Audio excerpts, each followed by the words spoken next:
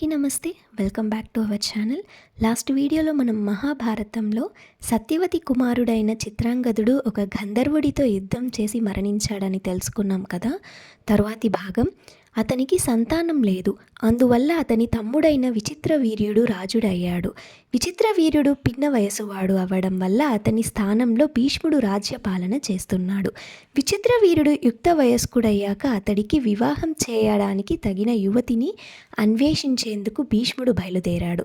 అప్పటిలో కాశీరాజు ముగ్గురు కుమార్తెలు పురాతన క్షత్రియ లాంఛన ప్రకారం స్వయంవరం పేరుతో వరుడిని ఎన్నుకొనేవారని విని భీష్ముడు తన తమ్మునికి భార్యలను సంపాదించడానికి అక్కడికి వెళ్ళాడు.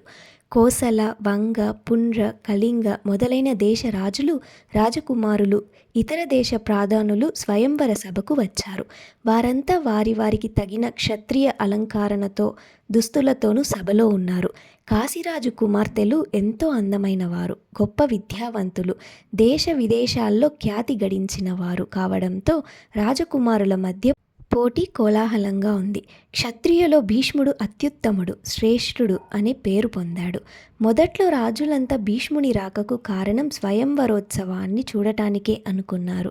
కానీ తాను కూడా ఓ భార్య కోసమే వచ్చాడని తెలుసుకున్న తరువాత అక్కడి రాజకుమారులందరికీ ధైర్యం సన్నగిల్లింది.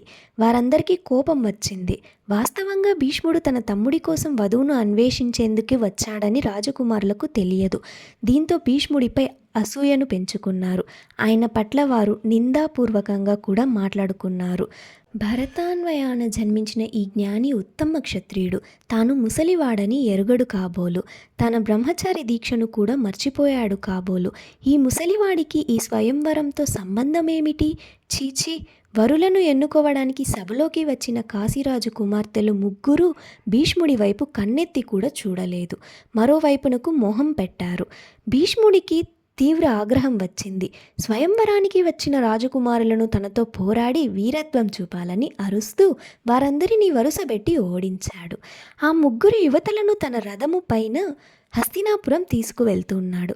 కొంత దూరం వెళ్ళాక ఆ ముగ్గురు యువతుల్లో అంబ అనే ఆమెను ప్రేమించిన శౌబల దేశపు రాజు శాల్వుడు భీష్ముడికి అడ్డుపడ్డాడు. యుద్ధానికి దిగాడు.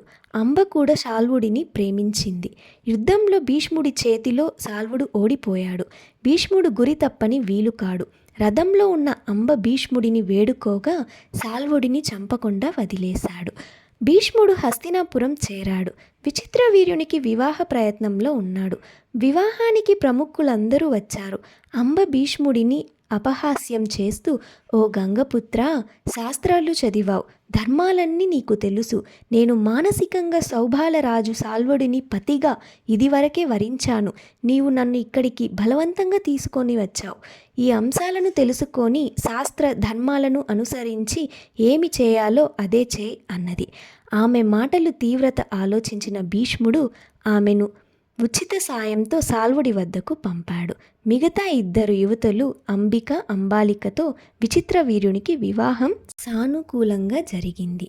ఆ తరువాత కథ ఏం జరిగిందో తెలుసుకోవాలంటే కమెంట్ చేయండి. నెక్స్ట్ పార్ట్ కోసం లైక్ చేయండి, షేర్ చేయండి అండ్ తప్పకుండా సబ్స్క్రైబ్ చేసుకోండి. Thank you.